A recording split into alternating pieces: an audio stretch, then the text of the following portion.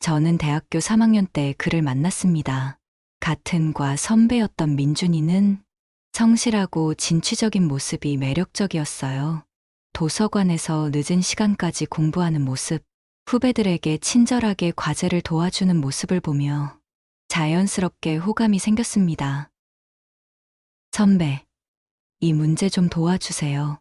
제가 어려워하는 전공 과목을 들고 다가갔을 때 그는 환하게 웃으며 자리를 내어주었어요. 물론이지. 여기 앉아봐. 그렇게 시작된 우리의 인연이었습니다. 처음에는 선후배 사이의 단순한 도움이었지만 점점 더 많은 시간을 함께 보내게 되었어요. 도서관에서 공부하고 학교 앞 작은 카페에서 커피를 마시며 꿈에 대해 이야기했습니다. 아, 회사 생활 너무 힘들다. 스트레스 받는 거 비해서 돈은 얼마 안 되고 평생 이렇게는 못 다닐 것 같아. 졸업 후 그는 중견기업에 취직했지만 늘 무언가 부족하다는 표정이었어요.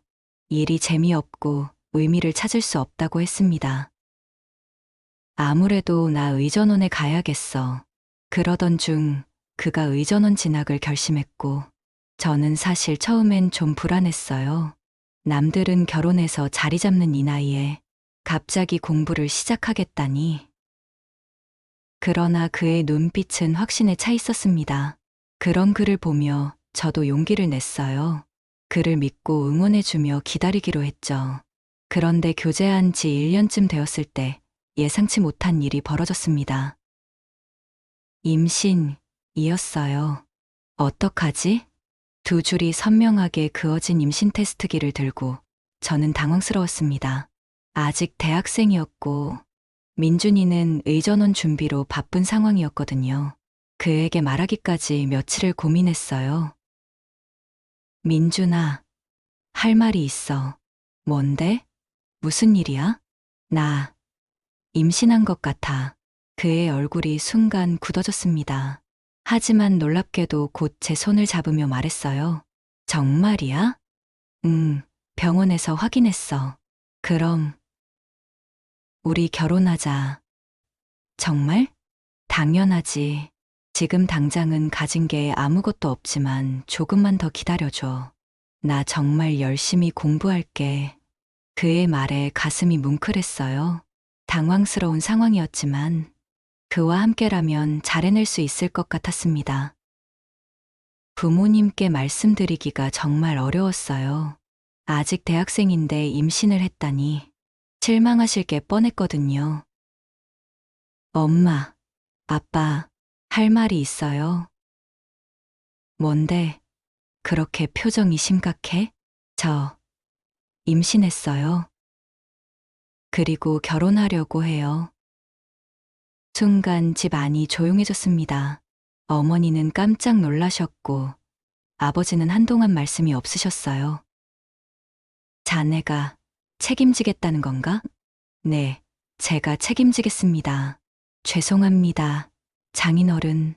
아버지가 한숨을 깊게 쉬셨습니다. 둘의 뜻이 그렇다면 그래야지. 예상외로 부모님은 담담히 받아들이셨습니다. 걱정보다는 오히려 앞으로 어떻게 도와줘야 할지를 먼저 생각하시는 것 같았어요. 경제적으로 힘들 텐데 우리가 도와줄 테니까 걱정하지 마.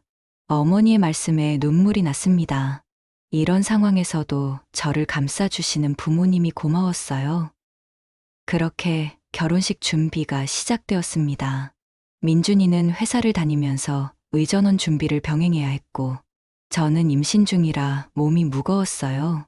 결국 모든 준비는 부모님이 도맡아 하셨습니다. 예식장은 어디로 할까? 신혼집은 어떻게 구할까? 혼수는 뭘 준비해야 할까? 하나부터 열까지 부모님이 알아보시고 준비해 주셨어요. 전세금도, 가구도, 심지어 생활비까지. 민준이가 의전원 준비에만 집중할 수 있도록 모든 뒷바라지를 해주셨습니다. 장인어른, 장모님, 정말 죄송합니다. 이렇게까지 해주시다니. 아니야, 우리 딸을 맡기는 건데 당연한 일이지. 너는 공부만 열심히 해. 꼭 성공해서 보답하겠습니다. 그때 민준이의 인사는 정말 진심으로 들렸어요. 감사함이 넘치는 표정과 목소리였거든요. 결혼식은 소박하지만 따뜻하게 치러졌습니다. 두 집안 가족들과 친구들이 축하해 주었고, 민준이는 제 손을 꼭 잡으며 말했어요. 행복하게 해줄게. 꼭 좋은 남편, 좋은 아빠가 될게. 나도 좋은 아내, 좋은 엄마가 될게. 그날의 다짐이 아직도 생생합니다. 신혼집은 부모님이 마련해 주신 작은 아파트였어요. 크지는 않았지만 둘이 살기에는 충분했고, 곧 태어날 아기를 위한 공간도 마련되어 있었습니다. 민준이는 낮에는 회사에 다니고, 저녁에는 의전원 입시 준비를 했어요.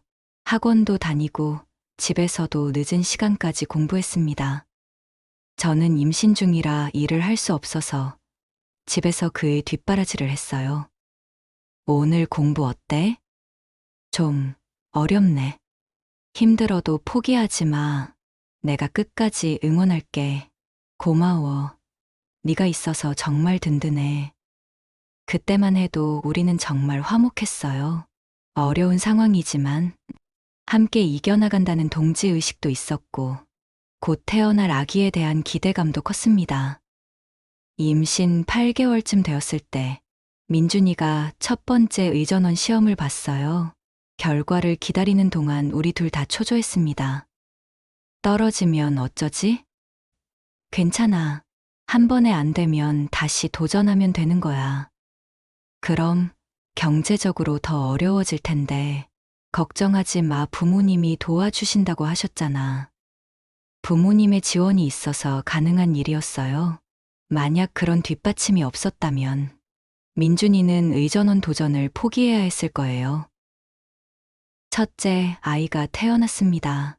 작고 소중한 생명을 품에 안았을 때의 감동은 말로 표현할 수 없었어요. 민준이도 감격해했습니다. 우리 아들이야. 정말 신기해. 우리가 부모가 됐구나. 꼭 좋은 아빠가 될게. 이 아이에게 부끄럽지 않은 아빠 말이야. 그런데 기쁨도 잠시. 얼마 후 의전원 시험 결과가 나왔어요. 불합격이었습니다. 떨어졌어. 민준이의 목소리에 실망이 가득했어요. 저도 마음이 아팠지만 위로해줘야 했습니다. 괜찮아. 다시 도전하면 되잖아. 이렇게 힘들 줄 몰랐어. 회사 일하면서 공부하는 게 생각보다 어려워. 그럼 회사를 그만두고 공부에만 집중하는 게 어때? 그럼 생활은 어떻게 해? 우리 부모님이 도와주신다고 하셨잖아. 결국 민준이는 회사를 그만두고 재수 생활을 시작했습니다. 생활비는 전적으로 부모님이 대주셨어요. 기저귀값, 분유값, 생활비까지 모든 것을 부모님이 감당하셨습니다. 죄송합니다, 장인어른. 이렇게 폐를 끼쳐서. 아니야, 괜찮네. 자네는 공부만 열심히 하게. 내년에는 꼭 붙을 거야. 아버지는 항상 격려해 주셨어요. 마치 본인 아들인 것처럼 아껴주셨습니다. 그렇게 민준이의 재수 생활이 시작되었습니다. 하루 종일 도서관에 가서 공부하고 집에 와서도 늦은 시간까지 책을 보았어요. 저는 갓난아기를 돌보느라 정신이 없었고 경제적으로는 완전히 부모님께 의존하고 있었습니다. 한 달에 200만 원씩 생활비를 주셨어요. 전세금 1억도 부모님이 빌려주셨고 아기 용품도 대부분 사주셨습니다. 민준이는 공부에만 매달릴 수 있었어요. 정말 감사합니다. 내년에 꼭 합격해서 보답하겠습니다. 민준이는 부모님께 항상 고마움을 표했어요. 그때만 해도 정말 감사하는 마음이 진심이었던 것 같습니다. 아이가 6개월쯤 되었을 때 두 번째 의전원 시험을 봤어요. 이번에는 1년 동안 준비했으니까 더 자신 있어 했습니다. 이번에는 잘 본 것 같아. 문제가 그렇게 어렵지 않았어. 정말? 다행이다. 하지만 결과는 또 불합격이었습니다. 민준이는 크게 좌절했어요. 이렇게 어려울 줄 몰랐어. 정말 내가 의사가 될 수 있을까? 포기하지 마. 한 번만 더 해보자. 하지만 계속 이렇게 폐를 끼칠 수는 없잖아. 그때 부모님이 나서셨어요. 뭔 소리야? 아직 젊잖아. 포기하기엔 너무 이르다. 우리가 계속 도울 테니까 걱정하지 마. 정말요? 물론이지. 꿈을 포기하면 평생 후회할 거야. 부모님의 격려로 민준이는 다시 용기를 냈어요. 세 번째 도전을 결심했습니다.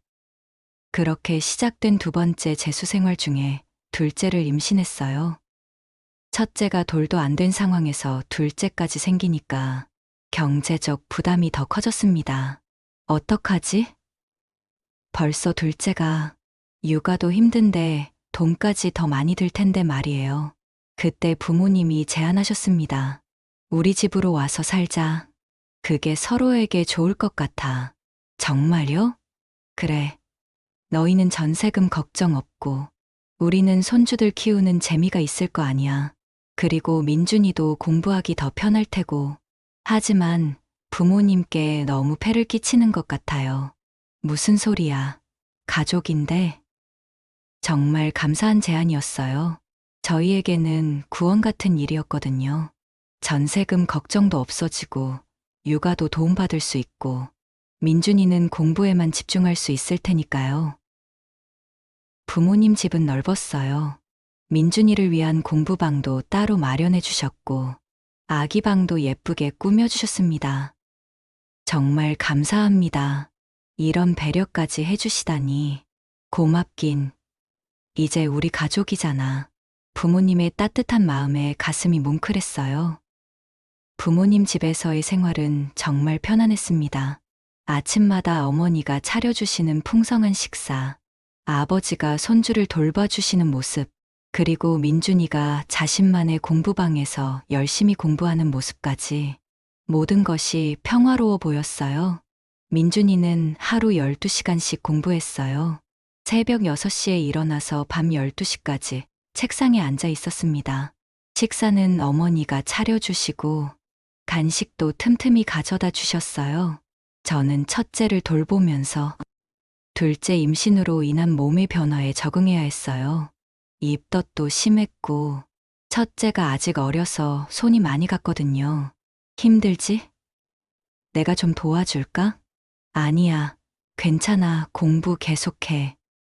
미안해. 지금은 정말 중요한 시기야. 합격하면 모든 게 달라질 거야. 민준이의 말을 믿었어요. 정말로 그럴 거라고 생각했거든요. 둘째도 부모님 집에서 태어났어요. 이번에는 딸이었습니다. 두 아이를 키우는 일은 정말 힘들었지만 부모님의 도움으로 어떻게든 감당할 수 있었어요. 우리 손녀 정말 예쁘네. 그러게요. 아들, 딸 다 있으니 좋네요. 부모님은 손주들을 정말 예뻐하셨어요. 기저귀 갈기, 목욕시키기, 재우기까지 모든 것을 도와주셨습니다. 둘째가 태어나고 얼마 후 민준이가 세 번째 의전원 시험에 도전했어요. 이번에는 정말 자신 있어 했습니다. 3년 동안 준비했으니까 이번엔 꼭 될 거야. 그래, 꼭 될 거야.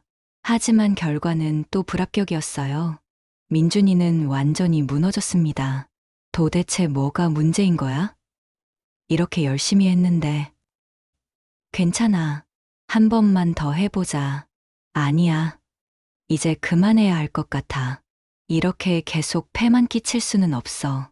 민준이가 포기하려는 기색을 보이자 이번에도 부모님이 나서셨어요. 포기하면 안 되지. 여기까지 온 걸 포기하다니. 하지만 너무 오래 걸리고 있어요. 그래도 젊잖아. 의사가 되면 평생 하는 일인데 준비 기간이 좀 길어지는 게 뭐 어때? 계속 이렇게 신세를 질 수는 없어요. 신세가 뭔 소리야? 우리 딸 남편인데 당연히 도와주는 거지. 부모님의 설득으로 민준이는 네 번째 도전을 결심했어요. 네 번째 도전을 앞두고 민준이는 더욱 철저하게 준비했어요. 학원도 바꿔보고 공부 방법도 바꿔봤습니다. 부모님은 변함없이 지원해 주셨어요. 이번엔 정말 마지막이야. 꼭 성공해야 해. 그럴 거야. 이번엔 다를 거야.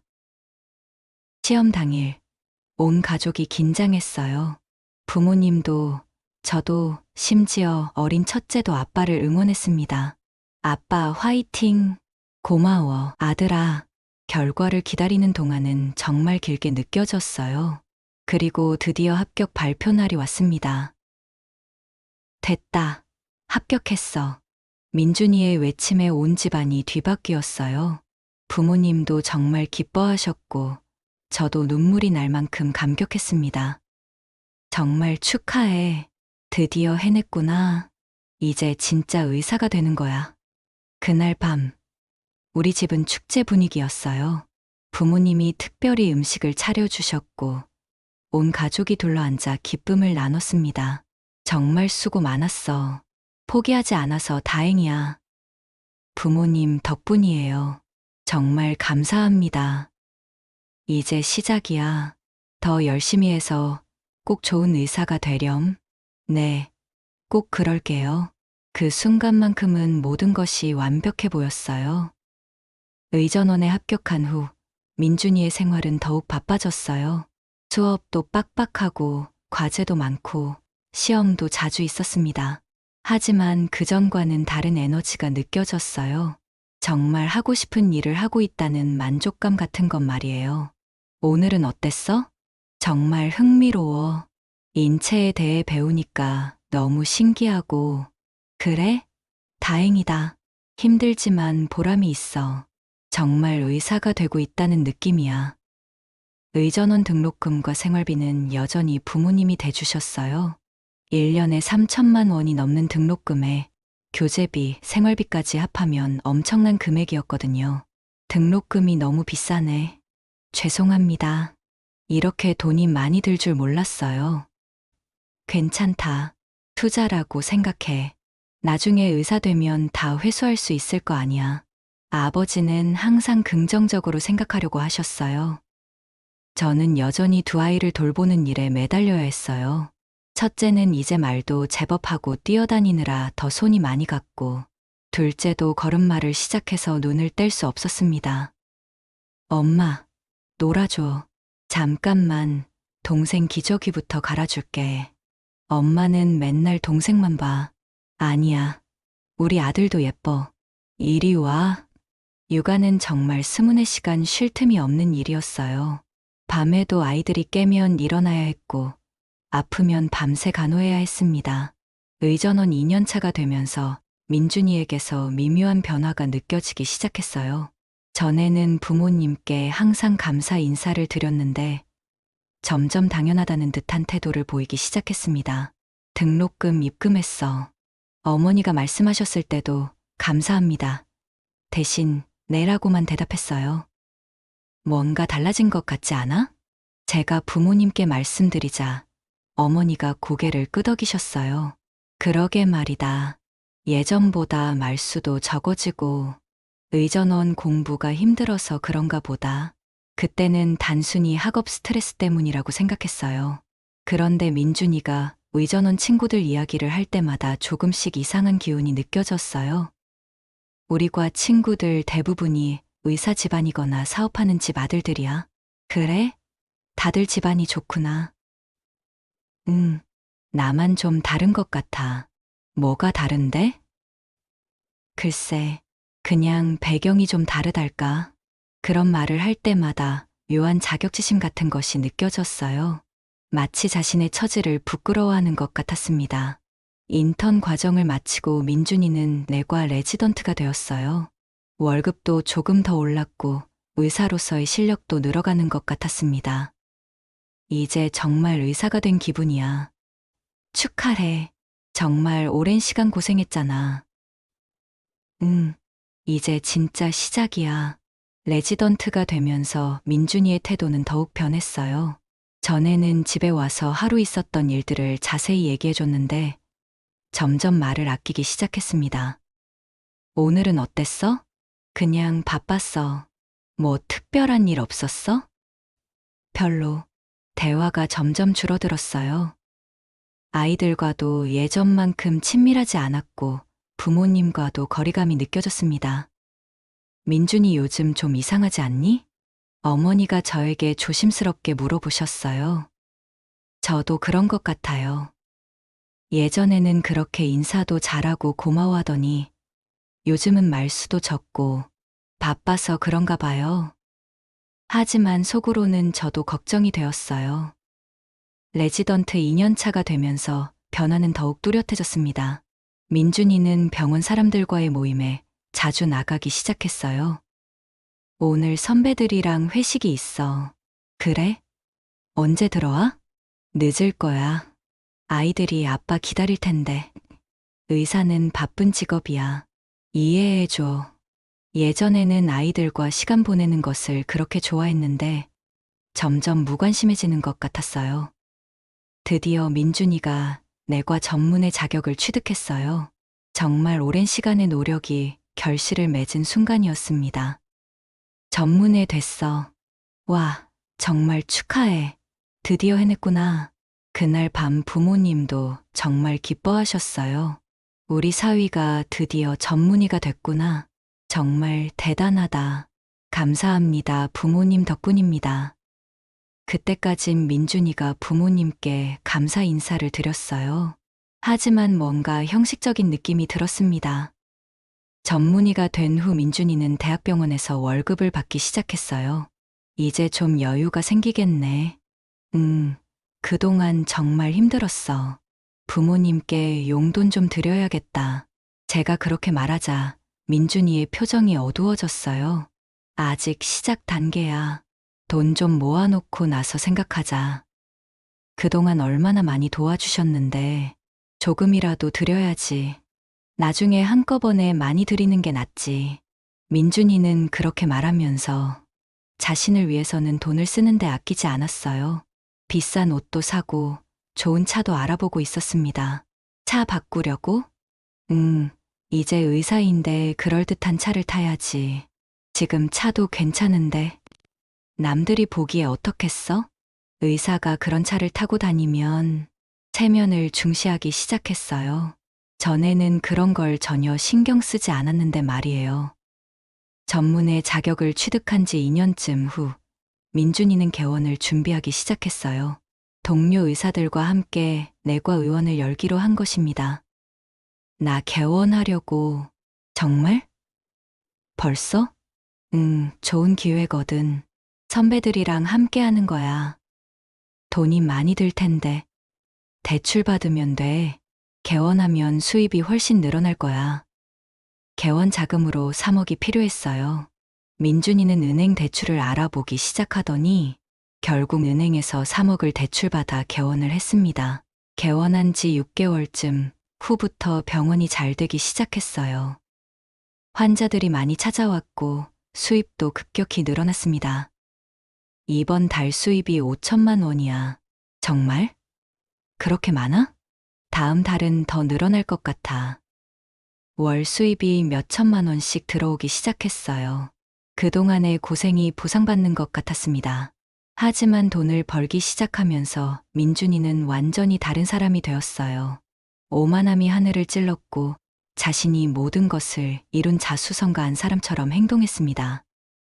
내가 이렇게 성공할 줄 알았어? 당연히 알았지.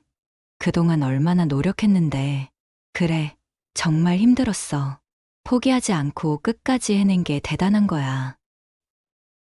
그래, 정말 대단해. 하지만 그 과정에서 부모님의 도움에 대해서는 언급을 피했어요. 마치 모든 것을 혼자 힘으로 이룬 것처럼 말했습니다. 내 실력으로 여기까지 오다니. 우리 부모님 도움이 컸잖아. 물론 도움은 받았지. 하지만 결국 해낸 건 내 능력이잖아. 그런 말을 들을 때마다 마음이 불편했어요. 개원한 지 1년쯤 후 민준이가 갑자기 말했어요. 우리 집을 따로 마련하자. 갑자기 왜?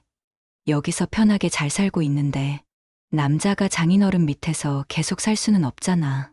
이제 충분히 능력도 되고 하지만 아이들도 여기서 잘 지내고 있고 부모님도 좋아하시는데 그래도 독립해야지.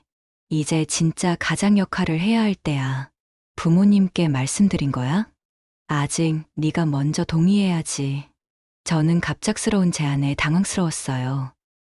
부모님 집에서의 생활이 불편한 건 아니었거든요. 오히려 아이들 돌보기도 편했고 가족적인 분위기도 좋았어요. 좀 더 생각해보자. 굳이 서둘 필요 없잖아. 아니야. 이미 결정한 일이야. 민준이의 어조가 예전과 완전히 달랐어요. 상의하는 게 아니라 일방적으로 통보하는 느낌이었습니다. 결국 민준이는 부모님께 분가 계획을 말씀드렸어요.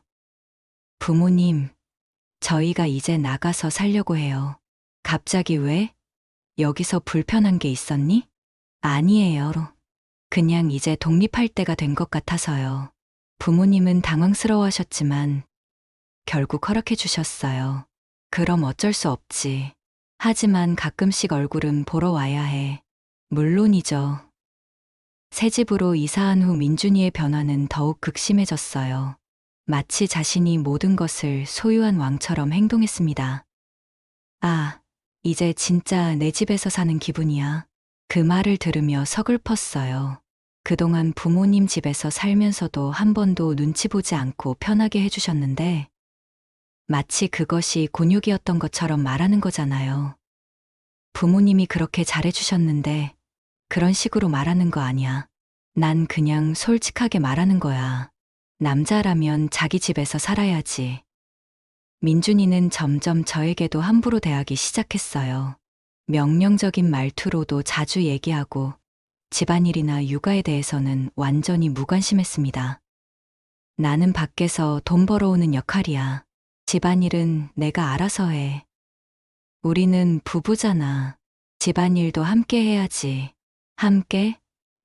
난 하루 종일 환자 보느라 지쳐서 들어오는데 나도 하루 종일 아이들 돌보느라 지쳐 있어. 그게 뭐 힘든 일이야?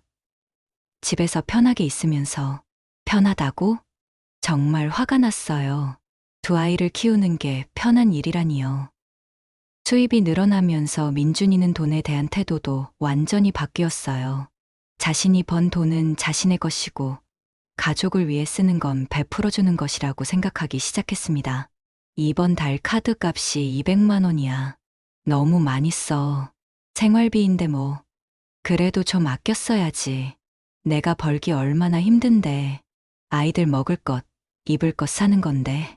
다른 집들은 어떻게 사는지 봐. 우리보다 훨씬 절약해서 살아.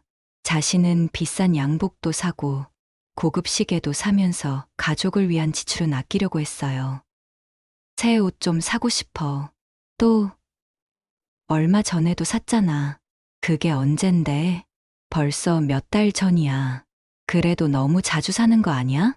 자신의 소비에 대해서는 관대했지만 저희 소비에 대해서는 까다로웠어요. 부모님께 용돈을 드리자고 할 때마다 핑계를 댔어요. 이번 달은 병원 운영비가 많이 들어서, 다음 달에는 새 장비 구입해야 해서 항상 무언가 이유가 있었어요. 민준이는 의사가 된 후 사회적 관계도 완전히 바뀌었어요. 의사 모임에만 나가고 예전 친구들과는 점점 멀어졌습니다. 오늘 의사회 모임 있어. 또 네트워킹이 중요해.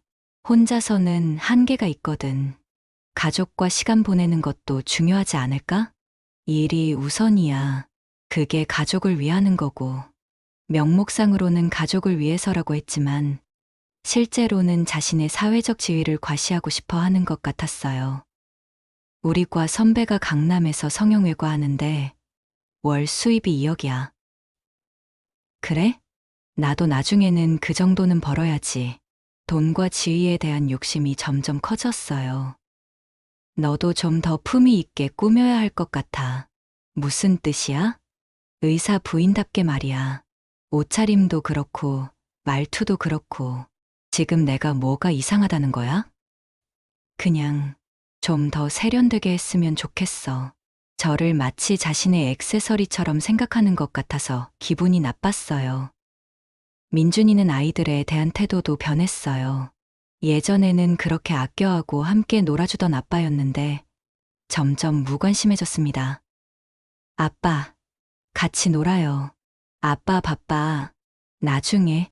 언제요? 나중에라고 했잖아. 첫째가 서운해하는 모습을 보면 마음이 아팠어요. 아이들과 좀 더 시간을 보내면 안 될까?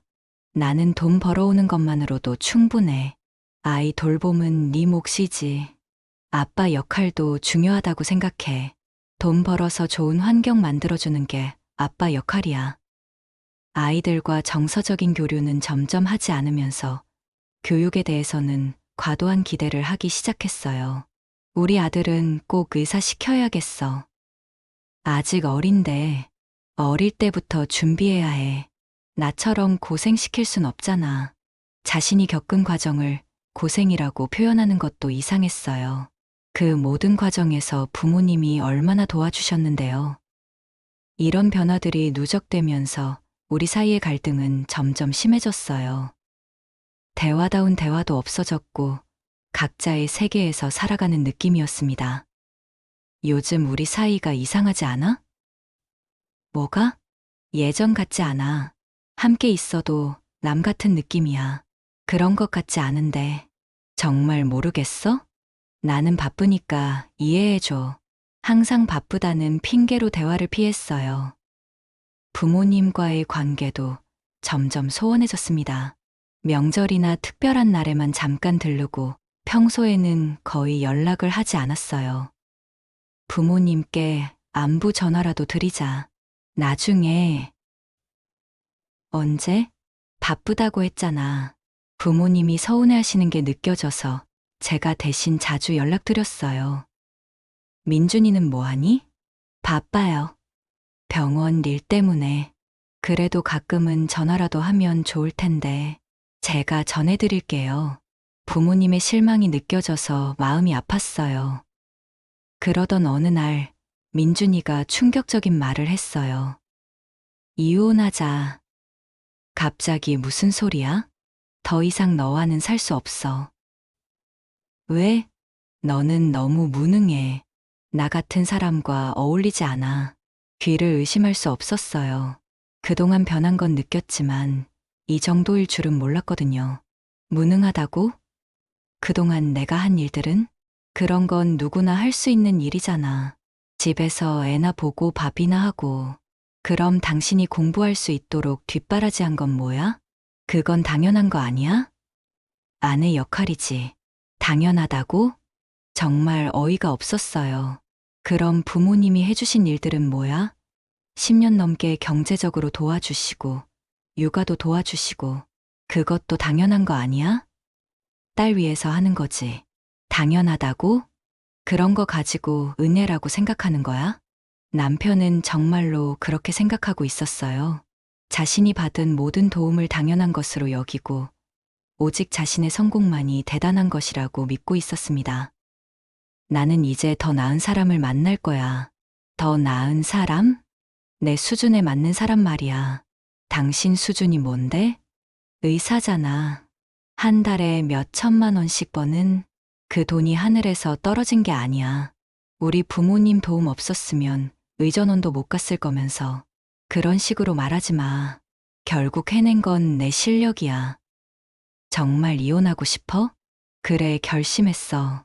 아이들은? 양육비는 줄게. 그게 문제가 아니잖아. 아이들이 아빠를 그리워할 텐데. 시간이 지나면 괜찮아질 거야. 정말 냉정하다. 현실적으로 생각하는 거야. 그럼 그동안 우리가 함께 한 시간들은 뭐야? 좋은 추억이지. 하지만 이제는 끝이야. 정말 끝까지 자기중심적이었어요. 그럼 언제 나갈 거야? 이번 주말에. 그렇게 급하게? 늦출 이유가 없어. 민준이는 정말로 집을 나갔어요. 짐도 많지 않았어요. 자신의 옷가지와 책, 그리고 몇 가지 개인 물건들만 가져갔습니다. 아이들은 아빠가 왜 나가는지 이해하지 못했어요. 아빠 어디 가요? 아빠는 일 때문에 다른 곳에서 살아야 해. 언제 돌아와요? 뭐라고 대답해야 할지 몰랐어요. 첫째는 계속 아빠를 찾았고, 둘째는 아직 어려서 상황을 이해하지 못했지만, 집안 분위기가 이상하다는 건 느끼는 것 같았어요. 그날 밤, 아이들을 재우고 나서 혼자 앉아 있는데 정말 막막했어요. 앞으로 어떻게 살아야 할지, 아이들을 어떻게 키워야 할지. 생활비도 문제였어요. 민준이는 한 달에 100만 원만 주겠다고 했거든요. 두 아이를 키우기에는 너무 부족한 금액이었어요. 할 수 없이 부모님께 다시 도움을 청해야 했어요. 엄마, 전화를 걸어서 상황을 설명했을 때 부모님은 정말 화가 나셨어요. 그런 인간이 어디 있어? 정말 배은망덕한 놈이야. 아버지가 화를 내시는 모습을 본 적이 거의 없었는데 그때는 정말 분노하셨어요. 우리가 얼마나 아껴주고 도와줬는데 어떻게 이럴 수가 있니? 어머니도 울먹이셨어요. 괜찮아요, 엄마. 이제라도 그런 사람과 헤어진 게 다행이에요. 그렇게 말하면서도 마음 한구석은 무너져 내리는 것 같았어요. 부모님의 조언으로 이혼 전문 변호사를 만나러 갔어요. 남편이 이혼을 요구하는 상황이군요. 네, 일방적으로 통보하더라고요. 결혼 기간 중 경제적 상황은 어떠셨나요? 남편이 의전원 다니고 의사 되기까지 거의 10년 동안 제 부모님이 경제적으로 도와주셨어요. 구체적으로 어느 정도인가요? 생활비로만 매달 200만 원씩, 의전원 등록금, 전세금, 전부 합하면 5억 정도는 될 것 같아요. 변호사 선생님이 눈을 크게 뜨셨어요. 그 정도면 상당한 금액이네요. 그리고 부인께서는 그동안 어떤 일을 하셨나요? 집에서 육아와 가사를 전담했어요. 남편이 공부에 집중할 수 있도록. 혹시 증빙할 수 있는 자료들이 있나요? 네, 부모님이 계좌 이체 내역을 다 가지고 계세요. 변호사 선생님이 희망적인 이야기를 해주었어요. 이 경우 재산 분할에서 매우 유리할 것 같습니다. 정말요? 결혼 기간 중 대부분을 처가에서 경제적 지원을 받아서 살았다면 그것도 충분히 재산 형성에 기여한 것으로 볼 수 있어요. 특히 부인이 육아와 가사를 전담하면서 남편의 학업과 커리어를 지원한 것도 큰 기여분이죠. 그런가요? 네. 게다가 처가의 경제적 지원이 없었다면 남편이 의전원에 다닐 수 있었을지도 의문이에요. 현재 남편의 모든 재산이 그 기반 위에서 형성된 것으로 봐야 합니다. 변호사의 말에 조금이나마 위안이 되었어요. 양육비는 어떻게 되나요? 의사 소득을 기준으로 하면 상당한 액수가 될 것 같습니다. 월 수입이 얼마나 되나요? 5천만 원 정도요. 그럼 양육비만 해도 월 300만 원 이상은 받을 수 있을 겁니다. 그리고 위자료도 있고요. 민준이는 정말로 이혼 소송을 제기했어요. 자신의 재산을 최대한 보호하려는 목적이 뻔했습니다. 소장을 받아보니 황당한 내용들이 많았어요. 아내가 가사와 육아를 제대로 하지 못했고 사회적 활동에 전혀 기여하지 않았다는 식으로 써 있었거든요. 이런 내용이 말이 돼요? 변호사 선생님께 화가 나서 말씀드렸어요. 상대방 변호사가 억지를 부리는 것 같네요. 걱정하지 마세요. 우리 쪽에 유리한 증거가 너무 많아요. 정말로 그랬어요. 부모님이 보관해 두신 계좌 이체 내역, 의전원 등록금 영수증, 생활비 지원 기록들, 모든 것이 명확한 증거였습니다. 첫 번째 조정 기일에 민준이를 마주했을 때 정말 낯선 사람 같았어요. 오랜만이네. 조정으로 원만하게 해결했으면 좋겠어. 아이들을 위해서라도. 그럼 당신이 양보하면 되지. 여전히 오만했어요.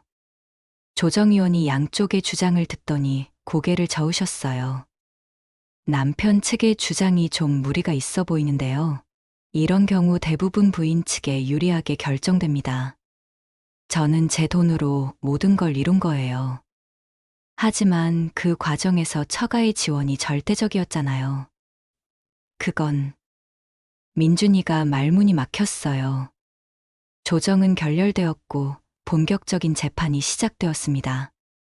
법정에서 그동안의 모든 상황들이 낱낱이 드러났어요. 부모님도 증인으로 나오셔서 증언해 주셨습니다. 10년간 얼마나 지원해 주셨나요? 정확히 계산해 보니 총 5억 2천만 원 정도 됩니다. 구체적으로 어떤 항목들인가요? 의전원 등록금 1억 2천만 원, 생활비 월 200만 원씩 10년간 2억 4천만 원, 전세금 1억 원, 육아비와 기타 비용 1억 6천만 원입니다. 재판부도 놀라는 것 같았어요. 그 외에 현물로 지원해 주신 것도 있나요?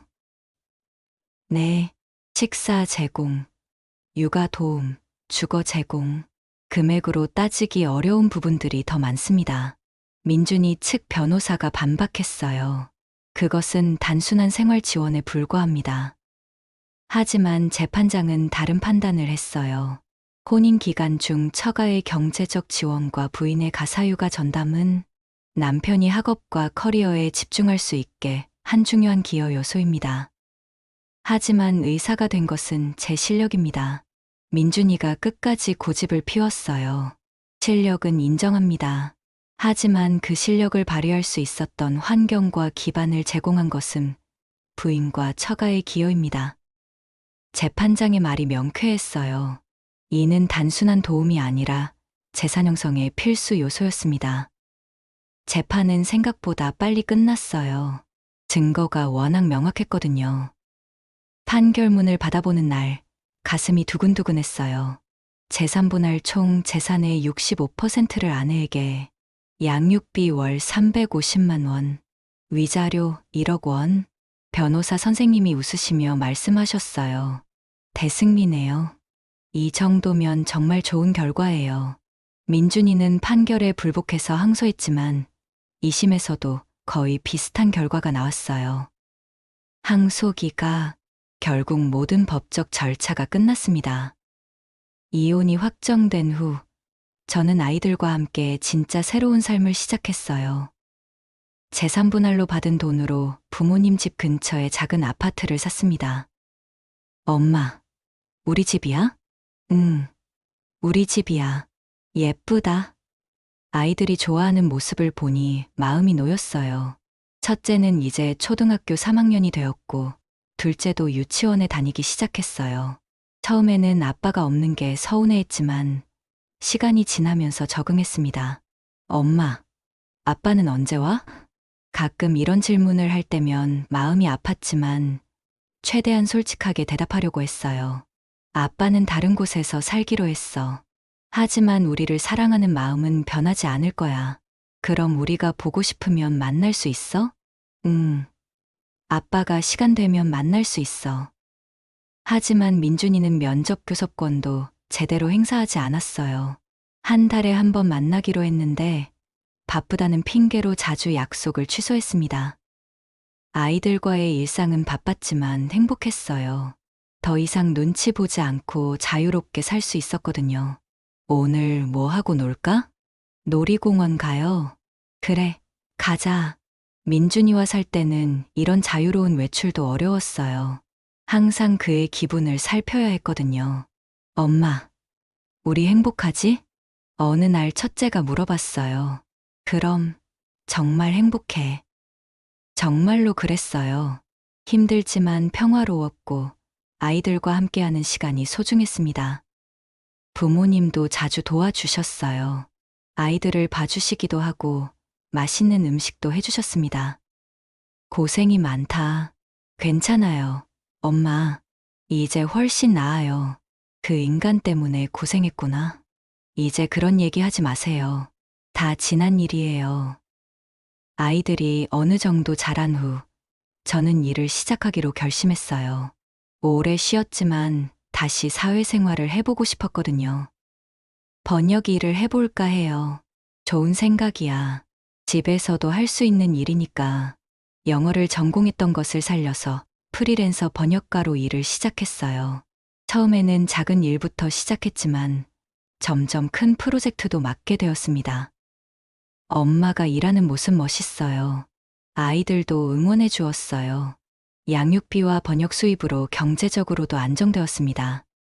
더 이상 누구에게 의존하지 않고 스스로 살아갈 수 있다는 자신감이 생겼어요. 가끔 지인들을 통해 민준이의 소식을 듣곤 했어요. 민준이 새로 사귀는 사람 있다던데? 그래요?